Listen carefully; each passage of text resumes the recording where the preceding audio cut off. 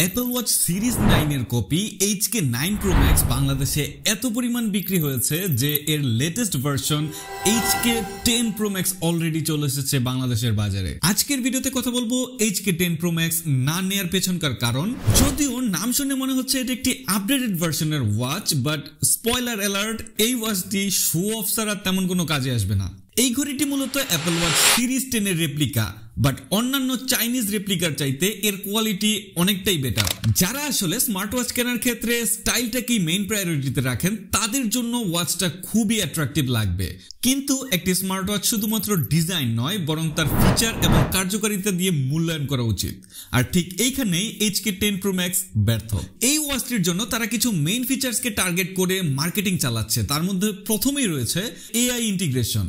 ChatGPT-র মতো দেখতে এই অ্যাপটি অ্যাকচুয়ালি ChatGPT নয়, এটিকে তারা নাম দিয়েছে HKGPT, যা ChatGPT-র খুবই চিপ একটি রেপ্লিকা। HK9 Pro Max এর মধ্যেও এই ChatGPT ফিচারটাই তারা মেনশন করেছে, বাট এই মডেলটিতে তারা ফিচার করছে HKGPT 2.0, যা আগের ভার্সনটা থেকে আপডেটেড বলে উল্লেখ করেছে। কিন্তু আমার পার্সোনাল এক্সপিরিয়েন্সে এটি একটি আনইউজেবল অ্যাপ, কেননা এই অ্যাপটি ইউজ করতে হলে আপনার ওয়াচটি আগে ফোনের সাথে কানেক্ট করতে হবে এবং ফোনে থাকা ওয়্যার ফিট অ্যাপটি ওপেন রাখতে হবে। কেবল শুধুমাত্র তখনই এই AI ফিচার আপনি ইউজ করতে পারবেন, যা একেবারেই অকেজো বলে আমার কাছে মনে হয়েছে। কোনো ধরনের অ্যাকুরেট ইনফরমেশন তো দূরে থাক, এই অ্যাপটি থেকে আমি কোনো ফিডব্যাক রেসপন্সই বের করে আনতে পারিনি। তাছাড়া আমাকে যদি ফোনের অ্যাপ ওপেন রেখে এই AI ইউজ করতে হয়, তাহলে কেন আমি ChatGPT ইউজ করব না? 2 নাম্বার আনইউজেবল থিং হচ্ছে এই ওয়াচটির অ্যাপ। ওয়্যার ফিট নামের এই অ্যাপটি আপনি অ্যাপ স্টোর বা গুগল প্লে স্টোরে পেয়ে যাবেন, কিন্তু এখানে সমস্যা হলো এই অ্যাপটি ওপেন করার পর প্রায় প্রত্যেকটি ক্লিকেই আপনি থার্ড পার্টি অ্যাডস দেখতে পারবেন এবং অ্যাপে থাকা বেশিরভাগ ওয়াচ ফেসই আপনাকে $1 দিয়ে পারচেস করতে হবে।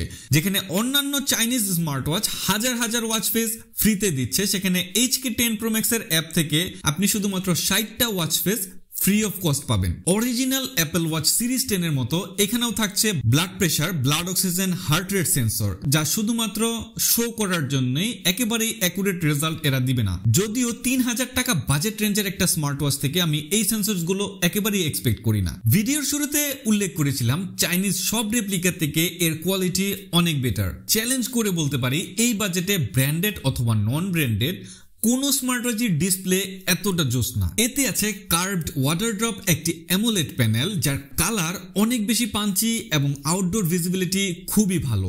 তাছাড়া ওয়াচটির সফটওয়্যার অ্যানিমেশন এত বেশি স্মুথ যে ডিসপ্লেটা আরো বেশি অ্যামেজিং লাগে। তারপর আসে ব্যাটারি লাইফ। সত্যি বলতে এই ওয়াচের ব্যাটারি লাইফ আমাকে খুব বেশি ইমপ্রেস করেছে। একবার ফুল চার্জ করলে এই ওয়াচটি থেকে অলমোস্ট 4 থেকে 5 দিনের ব্যাটারি ব্যাকআপ পাওয়া সম্ভব এবং অলওয়েজ অন ডিসপ্লে দিয়ে 1 থেকে 2 দিনের ব্যাটারি ব্যাকআপ পাওয়া সম্ভব। তাছাড়া ওয়াচটির মধ্যে রয়েছে বেশ কিছু স্পেশাল ফিচার, যেমন ওয়াচটিতে রয়েছে মাইক্রোফোন এবং স্পিকার সাপোর্ট, যার কারণে ওয়াচ থেকেই আপনি ফোন কল, মিউজিক প্লে এবং মোবাইলে আসা সকল ধরনের নোটিফিকেশন প্রিভিউ করতে পারবেন।